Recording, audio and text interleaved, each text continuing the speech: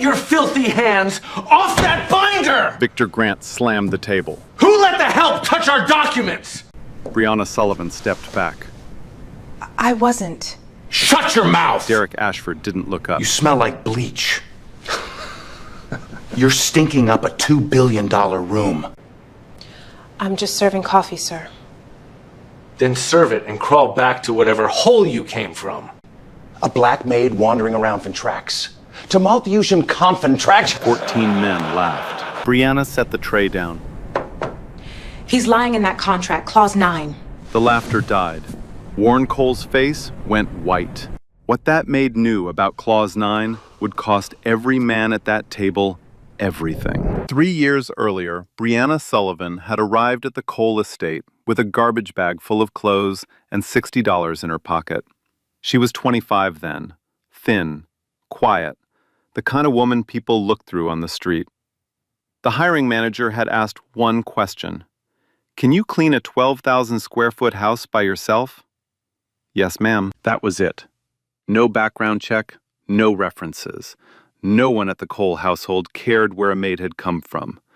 They cared that the marble floors stayed spotless and the crystal didn't streak. What nobody knew, what Brianna never told a single soul in that house, was that 2 years before she picked up her first mop at the Cole estate, she had been sitting in a lecture hall at Howard University School of Law. 3rd year, top 5 in her class. Professor Whitmore, the toughest contract law instructor in the program, had once held up her exam paper in front of 200 students and said, "This is what excellence looks like." That was the semester her mother collapsed. Grace Sullivan had worked 3 jobs for 19 years to keep Brianna in school. Overnight shifts at the hospital laundry, weekend cashier at a grocery store, Tuesdays and Thursdays cleaning office buildings downtown. Her body gave out the way a bridge gives out, not all at once, but in pieces. First the back, then the kidneys, then the diagnosis that emptied every savings account they had. Stage 3, renal failure. The bills came faster than Brianna could open the envelopes. Insurance covered a fraction. The rest was a wall of numbers that grew taller every month. Brianna withdrew from Howard on a Tuesday morning in March. She remembered the exact weight of the pen when she signed the withdrawal form, heavier than anything she had ever held. She worked 4 jobs that first year: night janitor, grocery stocker, weekend dog walker. And then the listing appeared online. Live-in housekeeper, Cole residence, room and board included. She applied the same day. The salary was modest, but the free housing meant every dollar could go straight to her mother's medical fund. The Cole estate sat on 11 acres in Greenwich, Connecticut. Warren Cole had built it the year his real estate empire crossed the $1 billion mark. He was 62 now, silver-haired, square-jawed, the kind of man whose handshake could fund a hospital wing.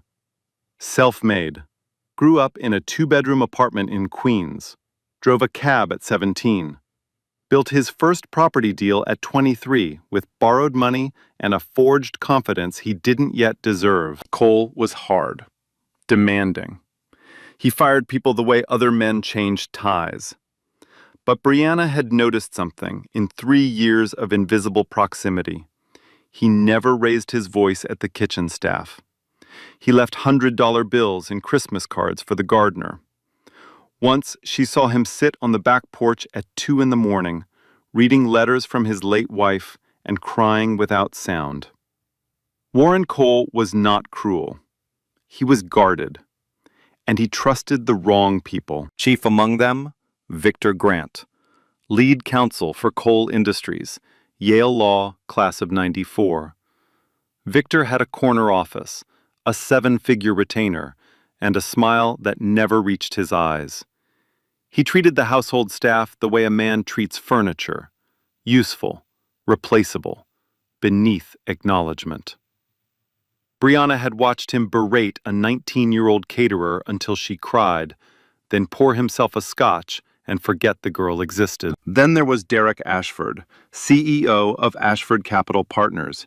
He had flown in from London 3 days before the signing, tailored everything, cufflinks that cost more than Brianna's annual salary.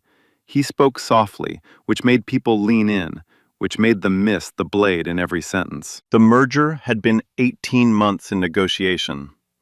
Coal industries, commercial real estate, mixed-use developments, a portfolio spanning 9 states, would merge with Ashford Capital's European holdings. The combined entity would be worth $4.6 billion. Coal's board was ecstatic. His lawyers had signed off. The champagne was already on ice. Nobody asked the maid what she thought, but Brianna had spent 3 years cleaning Warren Cole's private study. She dusted the shelves where his legal binders lived. She vacuumed around the conference table where draft contracts sat open overnight. And every night, after the house went dark, she read. Not because anyone asked her to, because she couldn't stop. The law was still in her blood.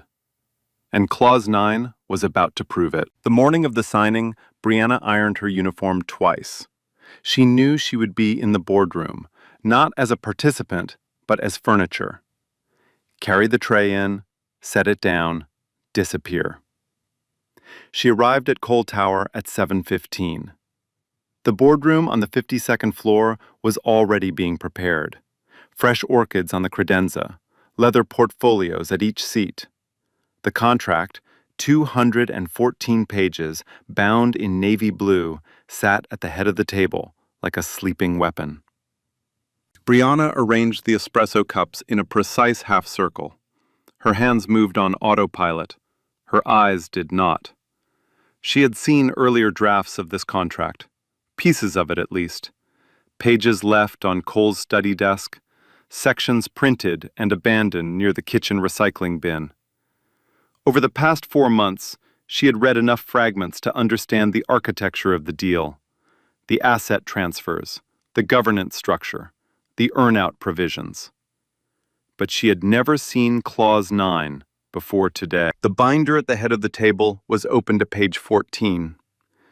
Brianna tilted her head, just slightly, the way a person reads a menu from across a restaurant.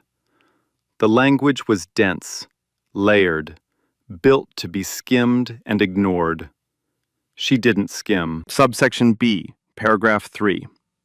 A reversionary interest clause.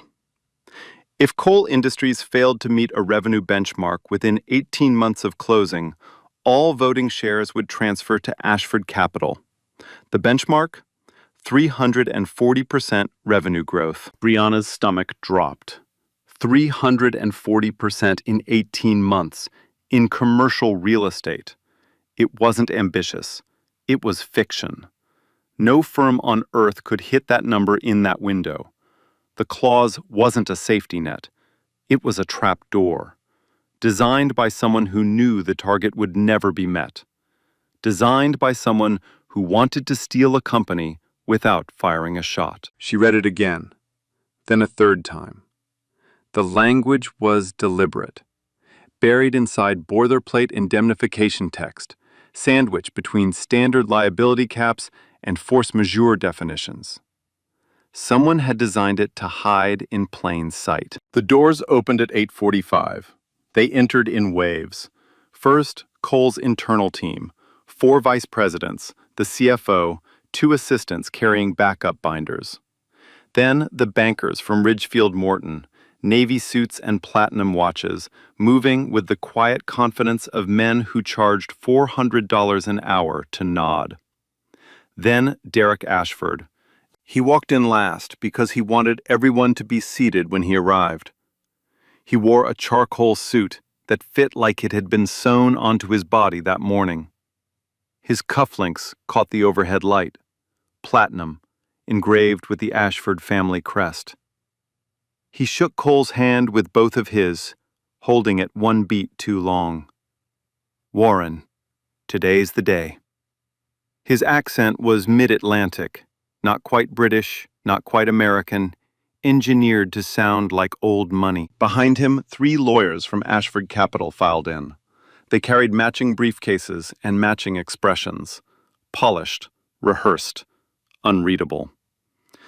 Victor Grant took his seat at Cole's right hand.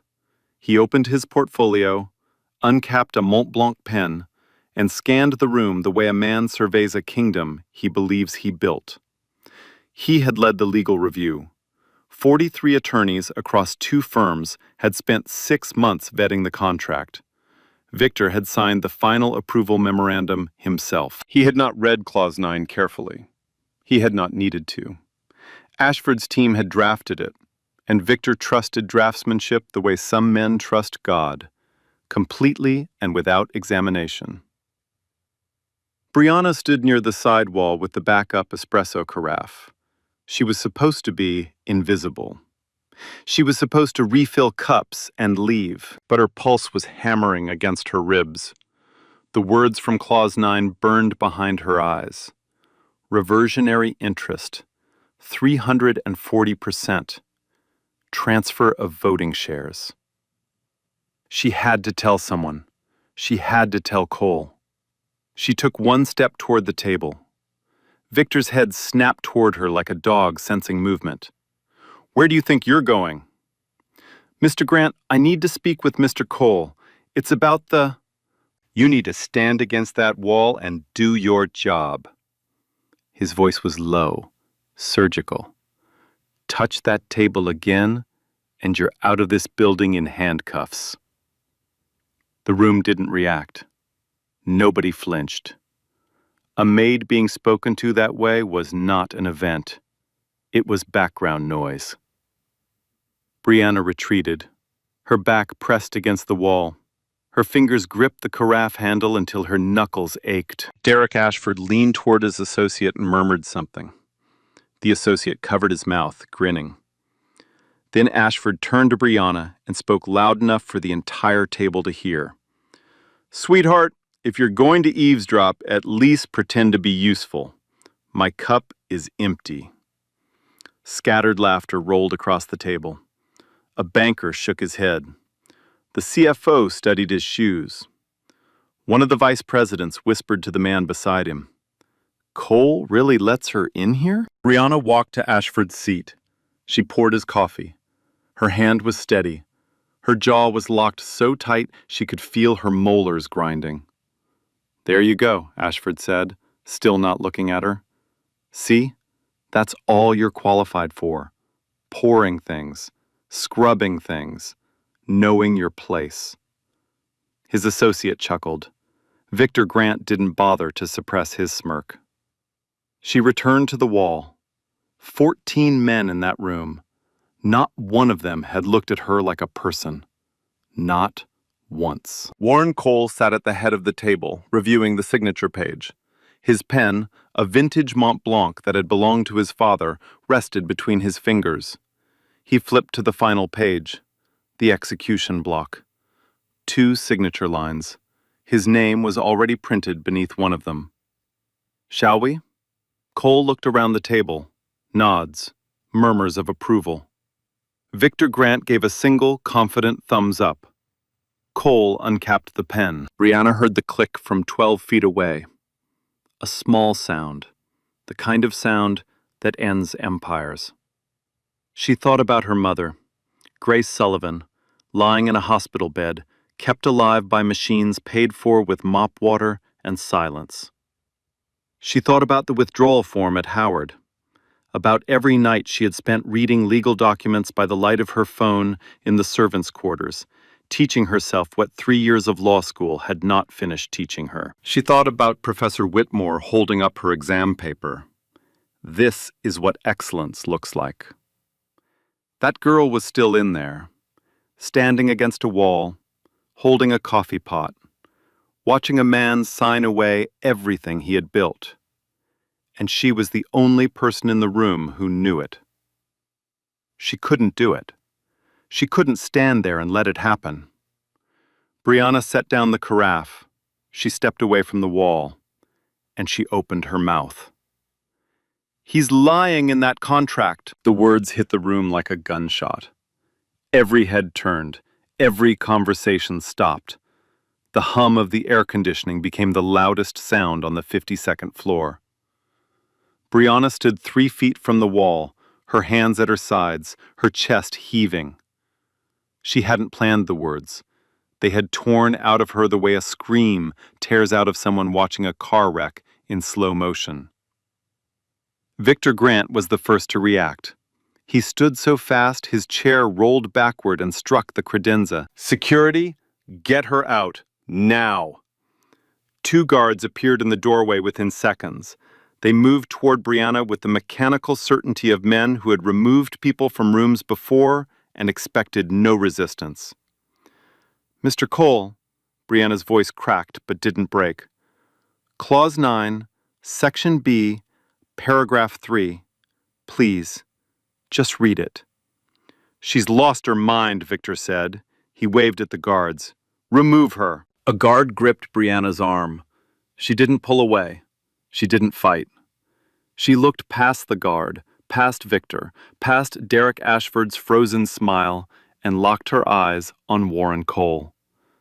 "The reversionary interest clause," she said. "If you sign that contract, you lose voting control of your own company in 18 months. The benchmark is 340% revenue growth. It's impossible. It's designed to be impossible." The guard pulled her toward the door. Her shoes dragged against the carpet, leaving 2 faint lines in the pile. Derek Ashford leaned back in his chair and crossed his legs. His face hadn't changed, the same polished calm, the same half-smile, but his fingers had stopped moving. The pen he had been turning between them was still. "Warren," Ashford's voice was silk. "Are we really going to let the cleaning lady derail an 18-month negotiation? She probably read a headline on her phone and thinks she's a lawyer." Laughter. Thin, nervous laughter from men who wanted to believe the joke was funny. Cole hadn't moved. His pen was still uncapped. His eyes were on Brianna, being pulled toward the door by a man twice her size. And something in his expression shifted. It was small, a tightening around the jaw, a narrowing of the eyes. The look of a man who had built a billion-dollar empire on one instinct, knowing when something didn't add up. Stop. The word was quiet. Cole didn't raise his voice. He never needed to. The guard froze. His hands stayed on Brianna's arm, but his feet stopped moving. "Let her go." Victor's mouth opened. "Warren, this is—" "I said, let her go." The guard released Brianna's arm. She stumbled slightly, caught herself, and straightened her uniform. Her heart was slamming so hard she could feel it in her fingertips. Cole set his pen down on the table. The click echoed in the silence.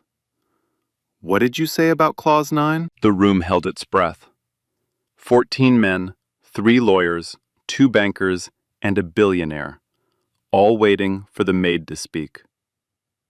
Brianna swallowed. Her throat was dry. She could feel every pair of eyes on her skin like heat from an open flame. "Page 14, she said. Clause 9, Section B, Paragraph 3. There's a reversionary interest clause tied to a performance benchmark. 340% revenue growth in 18 months. She paused, steadied herself. In commercial real estate, the industry average annual growth is 4 to 6%. That benchmark isn't a target, Mr. Cole. It's a trap. Silence. The kind that fills a room when everyone realizes they might have made a terrible mistake. Cole's hand moved to the contract binder. He flipped past the signature page, past the schedules, past the exhibits. Page 12, 13, 14. His index finger traced down the page, past the indemnification header, past the boilerplate, into subsection B. His finger stopped. The color left his face the way water leaves a cracked glass, slowly, then all at once. His jaw tightened. A vein surfaced at his temple. He read the paragraph again, his lips moving without sound, his finger pressing into the page hard enough to leave a mark in the paper. The CFO shifted in his chair. A banker loosened his tie. Across the table, one of Ashford's lawyers reached for his briefcase, a reflex, instinctive, the way a man reaches for a life jacket when the deck tilts. When Cole looked up, he didn't look at Brianna. He didn't look at Victor. He looked at Derek Ashford. And Derek Ashford, for the first time that morning, was not smiling. Cole's voice came out low and flat, like the first tremor before an earthquake. Victor, did you review this clause? Victor Grant leaned forward, adjusted his glasses, and pulled the binder toward him. His eyes scanned page 14 with the rapid confidence of a man who had already decided what he would find. It's standard acquisition language, Warren. Reversionary interest provisions are common in mergers of this scale. They protect the acquiring party against underperformance. 340%, Cole said, in 18 months. Victor blinked. The benchmark figures were provided by Ashford's actuarial team. We reviewed the methodology. You reviewed the methodology. Cole repeated the words the way a man repeats a lie he has just caught. And you thought 340% revenue growth in commercial real estate was reasonable? Victor opened his mouth. Nothing came out. His fingers found his Mont Blanc pen and began turning it, a nervous habit Brianna had noticed 100 times when he took calls in Cole's study and the conversation went wrong. Brianna stood where the guard had released her, 6 feet from the table, close enough to read the sweat forming on Victor's upper lip. She hadn't been invited to speak again. She hadn't been asked to sit. But Cole's eyes moved from Victor to her, and he gave a single, small nod. Explain it, Cole said. All of it. Brianna stepped forward. Her shoes made no sound on the carpet. Every man at that table watched her the way passengers watch a flight attendant during turbulence, with sudden, desperate attention. The reversionary interest clause in subsection B is tied to a performance benchmark that no commercial real estate firm has ever achieved, she said. Her voice was steady now, quiet but clear. Industry average revenue growth runs 4 to 6% annually. The most aggressive firms peak at 12 to 15 in a strong market. 340% in 18 months isn't a stretch target. It's a mathematical impossibility. She paused. Let the number sit in the room like a grenade with a pin pulled. Which means the clause is designed to trigger. The moment it does, all voting shares transfer from Cole Industries to Ashford Capital. Mr. Cole would retain his title, his office, even his salary. But he would lose control of every decision, every acquisition, every asset sale. The company would belong to Ashford in everything but name. A board member, an older man named Patterson, who had been with Cole Industries since its founding, removed his glasses and rubbed the bridge of his nose. How did we miss this? He whispered to no one in particular. Derek Ashford uncrossed his legs. The silk in his voice had hardened to steel. This is absurd. He spread his hands on the table, palms down, a gesture of authority he had rehearsed in 1,000 boardrooms. Warren, your maid is reading a contract she doesn't understand and spinning conspiracy theories. My legal team drafted that clause in accordance with standard M&A practice. If your own counsel approved it, perhaps the issue isn't the contract. It's your counsel. Victor flinched, as if he had been slapped. It's not standard, Brianna said. She didn't raise her voice. She didn't need to. A standard reversionary clause ties share transfer to material breach or insolvency, not to a revenue benchmark. And a standard benchmark is set at 70 to 120% of trailing 12-month performance, not 6,000% above industry average. One of the bankers from Ridgefield Morton pulled his portfolio closer and began flipping pages. His colleague did the same. The sound of turning paper filled the room like the rustle of birds sensing a storm. Ashford's lead attorney, a tall, thin man named Caldwell, leaned into his microphone for the video conference system. If I may, this is a gross mischaracterization. The benchmark accounts for the combined entity's projected synergies, which are listed in Exhibit D, Brianna said. I read them. The synergy projections assume a 40% reduction in operating costs through consolidation. But Appendix 3 of the same exhibit lists the combined entity's fixed obligations: long-term leases, union contracts, municipal bonds tied to 3 development projects in New Jersey and Maryland. Those obligations are non-negotiable for a minimum of 36 months. She looked at Caldwell with the patience of someone explaining gravity to a man who insists he can fly. You can't cut 40% of costs when 61% of your cost base is locked. The synergy model is fiction, which makes the benchmark fiction, which makes Clause 9 a weapon. Caldwell's jaw tightened. He glanced at Ashford. Ashford didn't look back. The second banker from Ridgefield Morton closed his portfolio and folded his hands on top of it. The gesture was small, but everyone who understood deal rooms understood what it meant. The bank was stepping back, distancing, preparing for the moment when this deal became a liability instead of a commission. The CFO of Coal Industries, a quiet man named Douglas Hale, who had said nothing all morning, removed his reading glasses, cleaned them on his tie, and put them back on. Then he spoke for the first time. She's right. 2 words. They landed on the table like stones dropped into still water. I flagged the synergy assumptions 4 months ago, Hale said. His voice was steady, tired, the voice of a man who had been ignored and was no longer surprised by it. I sent a memo to Victor's office questioning the revenue projections. I was told the figures had been independently verified by Ashford's actuarial team. Every head in the room turned to Victor Grant. Victor's face had gone the color of old cement. His Mont Blanc pen lay untouched beside his portfolio. His fingers were gripping the armrests of his chair hard enough to whiten the leather beneath them. The memo was reviewed, Victor said. My team concluded the assumptions were within acceptable parameters. Your team concluded what, Victor? Cole's voice was a blade wrapped in velvet.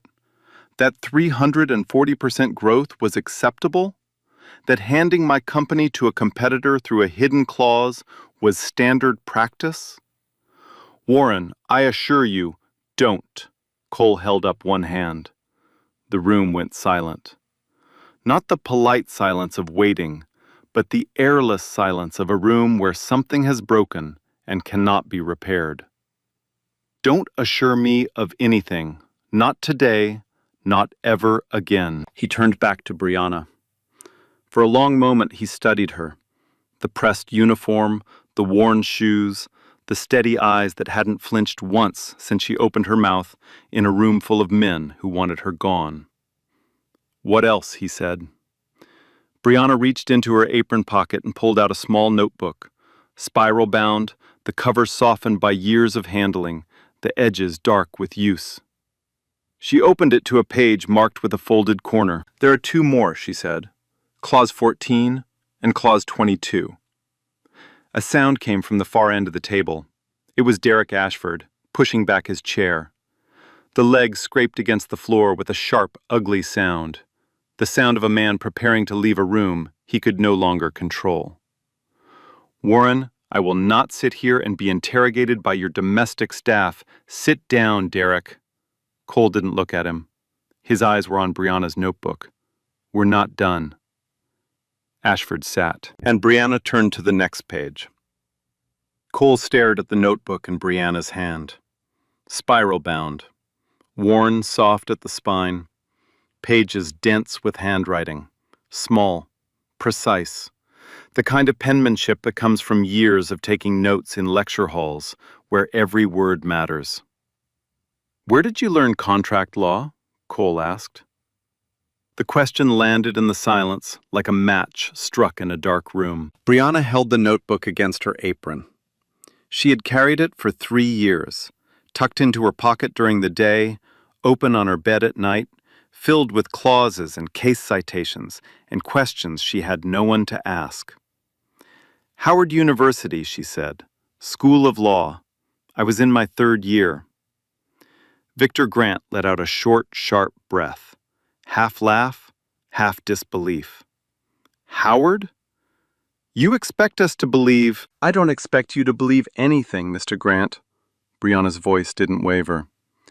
"I'm telling you where I learned to read a contract. What you believe is your problem." Cole raised his hand. Victor went quiet. "3rd year," Cole said.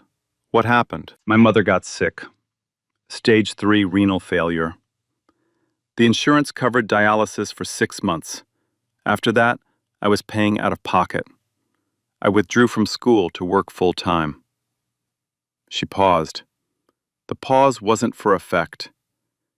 It was the pause of someone pressing a bruise to see if it still hurts. It did. "I've been working full-time since." Cole leaned back in his chair.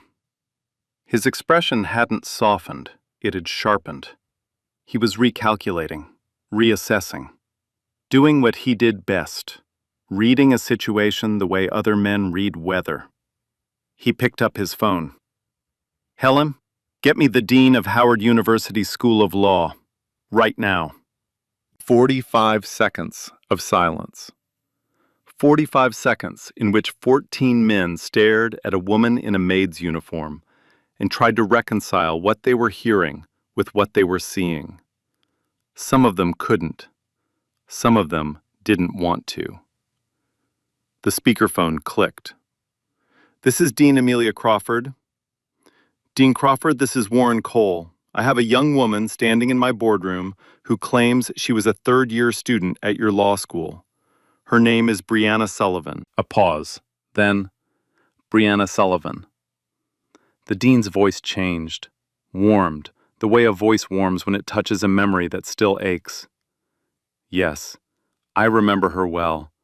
She was one of the most gifted students we've had in 20 years. Professor Whitmore's top recommendation. She was on track for law review before she withdrew." The room shifted. It was not a sound, it was a feeling. The atmospheric pressure of a room full of men recalibrating their assumptions in real time. Her contract law professor, Whitmore, once told the faculty that Brianna had the sharpest analytical mind he had seen since he started teaching in 1986, Crawford continued. "We offered her a hardship deferral. She declined. Said she couldn't take money she might not be able to repay." Cole looked at Brianna. She was staring at the floor. Her jaw was tight. Her eyes were wet, but nothing fell. "Thank you, Dean Crawford." He ended the call. Patterson, the founding board member, broke the silence. "Good God," he said quietly. He was looking at Brianna the way a man looks at a painting he had walked past 1,000 times and suddenly recognized as a masterpiece. Victor Grant sat frozen. The blood had drained from his face in stages. First the cheeks, then the lips, then the fingertips still gripping his pen. He was beginning to understand what was happening. Not just that the contract was flawed, not just that the Maid had caught what his 43 attorneys had missed, but that his career, his reputation, his 7-figure retainer, everything he had built on the foundation of Warren Cole's trust, was crumbling in real time. And the woman who had started the demolition was someone he had told to fetch sugar. Ashford's lead attorney, Caldwell, muted his microphone and leaned toward Derek Ashford. Whatever he whispered made Ashford's left hand curl into a fist beneath the table. Cole stood. He didn't look at Ashford. He didn't look at Victor. He looked at Brianna. "Miss Sullivan," he said. It was the first time anyone in that room had called her by her name. "Please, sit down." He pulled out the chair beside him, his chair's right hand, the seat Victor Grant had occupied all morning. Victor stood up without being asked. He moved to the wall. Brianna sat down, and she opened her notebook to Clause 14. Brianna opened her notebook to the page she had marked with a small pencil line in the margin. The table was quiet. 14 men, 3 remote lawyers on a video screen, and a billionaire who had almost signed away his empire, all watching a woman in a maid's uniform flip through a spiral-bound notebook that looked like it had survived a war. Clause 14, Brianna said, page 31, hidden arbitration provision. She looked up at the room. No one interrupted her. Not anymore. Standard merger agreements include arbitration clauses, but they designate a neutral venue, typically the jurisdiction of incorporation or a mutually agreed forum. Clause 14 designates exclusive arbitration in the Cayman Islands under a private tribunal selected by the acquiring party. She let the words settle. That means if Mr. Cole disputes any term of this contract after signing, he cannot take it to a U.S. court. He cannot file in Delaware, where Cole Industries is incorporated. He must submit to a tribunal chosen by Derek Ashford, in a jurisdiction where U.S. securities law has no enforcement power. Cole's jaw tightened. Victor, is this true? Victor Grant stared at the table. He didn't answer. He didn't need to. His silence was the loudest sound in the room. Caldwell, Ashford's lead attorney, unmuted his video feed. The arbitration venue was negotiated in good faith. Cayman Islands jurisdiction is standard for international transactions involving cross-border assets. It's standard for offshore shell companies trying to avoid regulatory oversight, Brianna said. Not for a domestic merger between 2 U.S. incorporated entities. There is no legitimate reason to route disputes through the Caymans unless you're trying to prevent the other party from accessing their own legal system. Caldwell's second attorney, a woman named Prescott, leaned into frame. That's a gross oversimplification. Cayman arbitration panels operate under internationally recognized frameworks that explicitly exclude SEC enforcement jurisdiction, Brianna said. Marshall versus Atlantic Holdings, 2019. The Second Circuit ruled that mandatory offshore arbitration in domestic mergers constitutes an unconscionable waiver of statutory rights under Section 29A of the Securities Exchange Act. She didn't blink. The clause wouldn't just disadvantage Mr. Cole. In a federal courtroom, it would be evidence of intent to defraud. Prescott muted her microphone. Brianna turned to Cole. Mr. Cole, if you had signed this contract and later discovered the reversionary clause, your only recourse would be to file for arbitration in a forum controlled by the same people who designed the trap.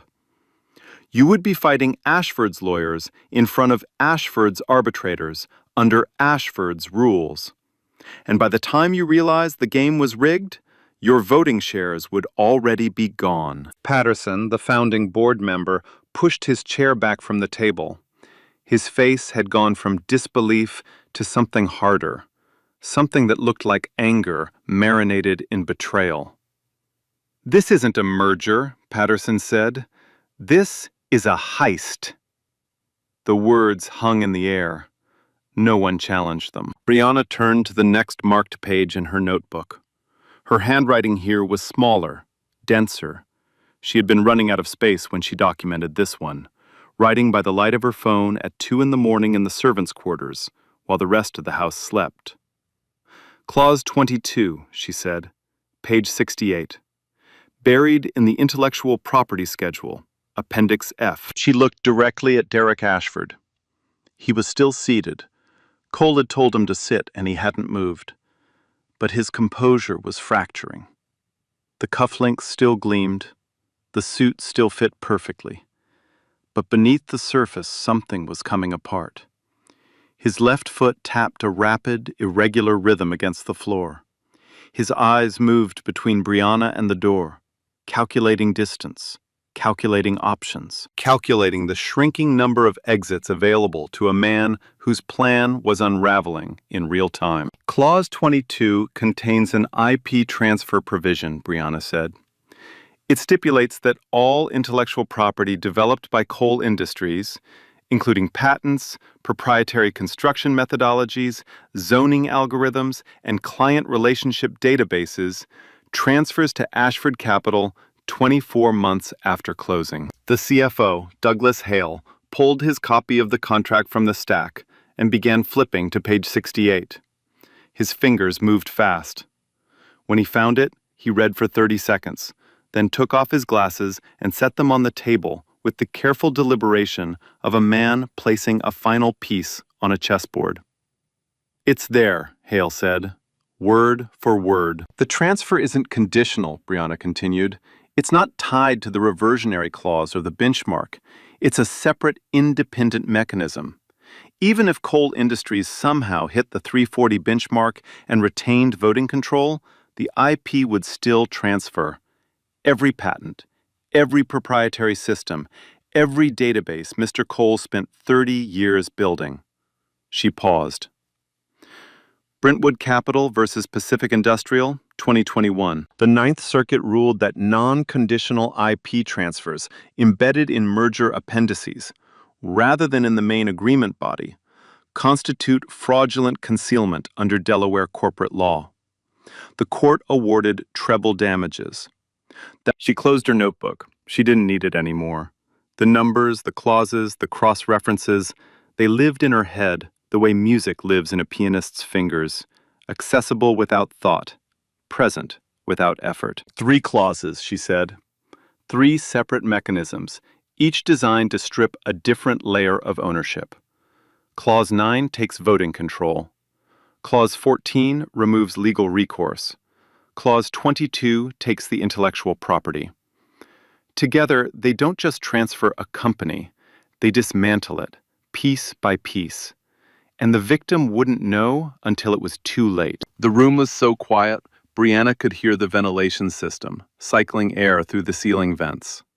She could hear the faint electronic hum of the video conference system. She could hear Derek Ashford breathing. Short, shallow breaths. The breathing of a man whose chest is tightening around a truth he cannot escape. Ashford stood. His chair rolled backward. His voice, when it came, had lost its mid-Atlantic polish. What was left was raw, cornered, desperate, stripped of every pretension. "I will not be lectured by a damn maid!" He slammed his fist on the table. The espresso cups rattled. A pen rolled off the edge and clattered to the floor. "This is a legitimate business transaction, reviewed by 4 international law firms.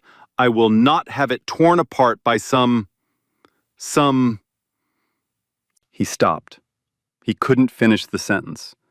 Not because he didn't have the words, but because every person in that room was looking at him, and the word he wanted to use would have confirmed everything Brianna's analysis had already proven about who he really was. Brianna didn't flinch. She didn't stand. She spoke from the chair Cole had given her, with the calm of someone who had already won and knew it. "You're not being lectured by a maid, Mr. Ashford. You're being exposed by someone who reads." The sentence dropped into the silence like a verdict. Cole reached for his phone. His movements were measured now, deliberate, controlled. The movements of a man who had made a decision and was already executing it. "Helen, get me Arthur Briggs at the Securities and Exchange Commission, and call Peter Weiss at Morrison & Sterling. Tell him I need a forensic contract review team in this boardroom by 3 o'clock this afternoon." He set the phone down and looked at Ashford. "You came into my house, Derek. You sat at my table. You drank my coffee." His voice was low, almost conversational, which made it worse. "And you tried to steal everything I built, everything my father started, everything 2,000 employees depend on to feed their families." Ashford's face shifted, from fury to something colder, more tactical. He straightened his jacket. "You'll regret this, Warren. I have partners in London, in Dubai, in Singapore.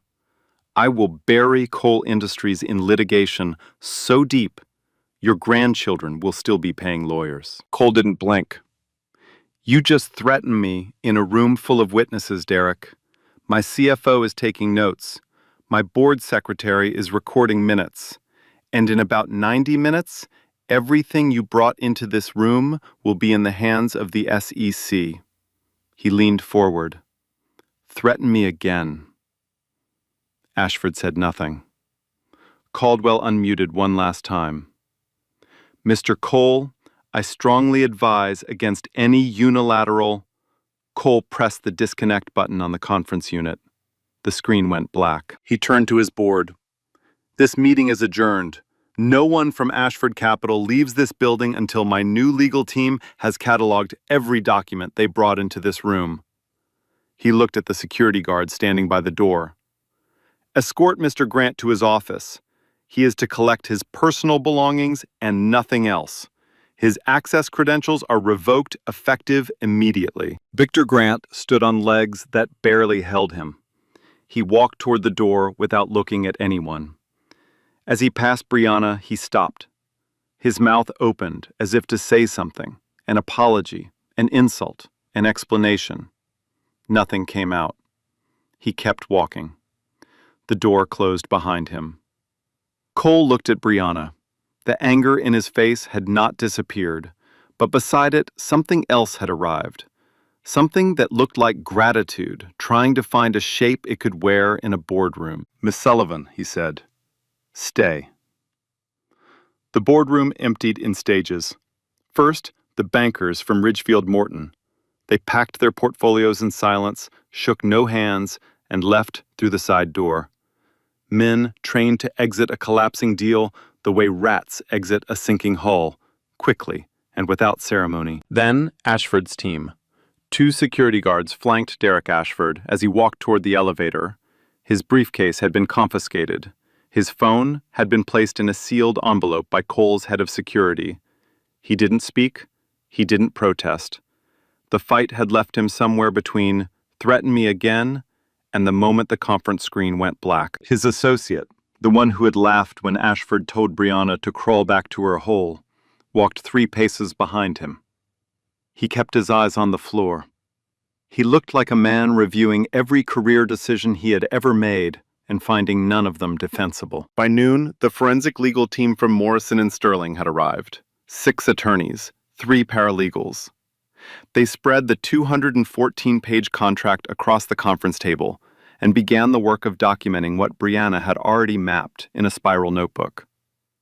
By 2 o'clock, they had confirmed every finding. Clause 9, Clause 14, Clause 22. 3 traps, 3 mechanisms of theft. All verified, cataloged, and prepared for submission to the SEC. Cole stood at the window of his boardroom, looking out at the skyline. 52 floors below, the city moved the way it always moved.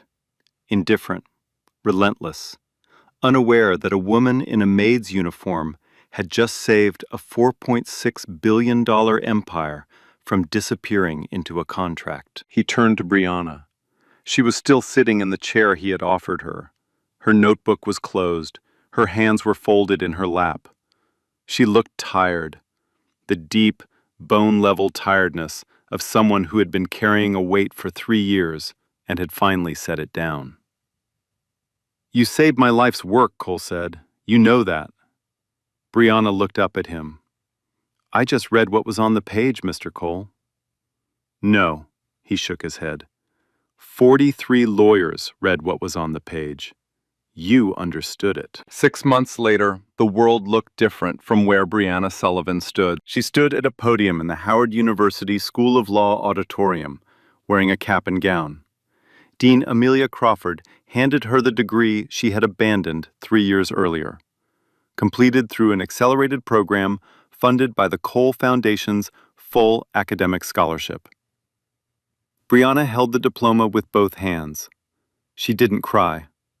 She had done her crying years ago, alone, in the servants' quarters, by the light of a phone screen. Today, she just held it and breathed. Her mother sat in the 3rd row. Grace Sullivan was thinner than she had been, but she was there, upright, awake, alive. The renal specialist at Johns Hopkins had stabilized her condition 4 months earlier. Cole had covered every bill, not as charity, as a debt he said he would never fully repay. Grace watched her daughter accept the degree and pressed both hands over her mouth. The woman beside her, a stranger, handed her a tissue. Grace took it without looking. Her eyes never left Brianna. Professor Whitmore attended the ceremony. He was 71 now, retired, walking with a cane he refused to use properly. When Brianna stepped off the stage, he was waiting at the bottom of the stairs. He didn't say congratulations. He said, "I told them. I told every colleague I had. They should have listened." Brianna laughed. It was the first time she had laughed without weight behind it in longer than she could remember. The legal aftermath unfolded the way justice unfolds when the evidence is overwhelming and the guilty have nowhere to hide. The SEC opened a formal investigation into Ashford Capital Partners within 72 hours of Cole's filing. Federal auditors discovered that the 3 predatory clauses in the Cole merger were not an isolated incident. Similar language, reversionary triggers, offshore arbitration traps, buried IP transfers, appeared in 4 previous Ashford acquisitions across 3 countries. 2 of those companies had already lost control of their assets without understanding how. Derek Ashford was charged with securities fraud, wire fraud, and conspiracy to commit corporate theft. His passport was seized. His assets were frozen. The man who had told Brianna to crawl back to her hole now spent his mornings in a federal courtroom, seated beside a public defender, because every private attorney he contacted had declined to represent him. His associate, the one who had grinned when Ashford called Brianna the help, was named as a co-conspirator. He pleaded guilty in exchange for a reduced sentence and full cooperation. Victor Grant was disbarred by the Connecticut Bar Association after an ethics investigation revealed that he had received $500,000 in undisclosed payments from Ashford Capital over the course of the merger negotiation. The payments were routed through a consulting firm that existed only on paper, no employees, no office, no phone number. Just a bank account in Victor's wife's maiden name. Cole Industries restructured its legal department from the ground up. Warren Cole hired Peter Weiss from Morrison & Sterling as the new general counsel. And beside Weiss, in the newly created position of Associate General Counsel for Contract Integrity, sat Brianna Sullivan. She had her own office now, 39th floor of Cole Tower, glass walls, a view of the city she had once cleaned windows to afford. On her desk sat 2 things, a framed photograph of her mother and a spiral-bound notebook with a softened cover and dark-edged pages. She never threw it away. She never would. Cole gave a statement to the Financial Times that was reprinted in 46 publications worldwide. One line from that statement became the most shared quote in the paper's history that quarter. "The smartest person in my company wasn't in the corner office. She was cleaning it." Brianna Sullivan was never supposed to be in that boardroom. She was supposed to pour the coffee, collect the cups, and leave. She was supposed to keep her head down, her mouth shut, and her hands busy with things that didn't matter. That was the role the world had written for her. The role that poverty and circumstance and the color of her skin had assigned her the day she walked through the service entrance of the Cole estate with a garbage bag full of clothes and $60 in her pocket. But talent doesn't read the script the world writes for you. It doesn't care about your uniform. It doesn't care about your job title. It doesn't care whether you learned it in a lecture hall or by the light of a phone in a room no one important ever visited. Talent is quiet until it can't be. And then it speaks, and the room goes silent. 14 men sat in that boardroom. Lawyers, bankers, executives, men with degrees from schools that cost more per semester than Brianna earned in a year. Not one of them saw what she saw. Not one of them caught what she caught. Not because they were stupid, but because they had stopped reading carefully a long time ago. They had stopped questioning the things that looked standard. They had stopped expecting danger in the fine print. Brianna never stopped, because she never had the luxury of carelessness. When you come from nothing, you read every word. You check every clause. You trust nothing that hasn't earned your trust. That's not disadvantage. That's armor. The next time you see someone the world has written off, someone in a uniform, someone behind a counter, someone the room wasn't built for, remember Brianna Sullivan. Remember what she carried in her apron pocket. Remember what she knew that 43 lawyers didn't. And ask yourself, what would you have done? Would you have spoken up? Would you have risked everything to say the thing no one wanted to hear? Tell me in the comments. I want to know. And if this story stayed with you, if Brianna's voice is still in your head, share it with someone who needs to hear it today. Subscribe so you don't miss the next one. Hashtag justice for Brianna. Hashtag don't judge. Hashtag hidden talent. So, the woman they told pour coffee and crawl back to her hole is now Associate General Counsel at Coal Industries, 39th floor, class office, corner view. 43 lawyers reviewed that contract. Yale educate, 7-figure salaries. Not one of them caught that Brianna caught. Not because they were dumb, because they got comfortable. They stopped reading the fine print a long time ago. Brianna never stopped, because when you come from nothing, you can't afford to be careless. She carried a spiral notebook in her apron pocket for 3 years, reading contracts by full-light in the servants' quarters while the house slept. That's not luck. That's a woman who refused to let the word script be the final word on her life. And let me ask you something real. Have you ever been in a room where they already decided what you were before you even opened your mouth? What did you do? Did you stay quiet? Or did you say something no one wanted to hear? Brianna had every reason to stay against the world. She spoke up anyway. Drop your answers in the comments. Share this with someone who needs to hear it today. And subscribe to Veil Stories so don't miss what's next. The smartest person in the company wasn't in the corner office. She was cleaning it.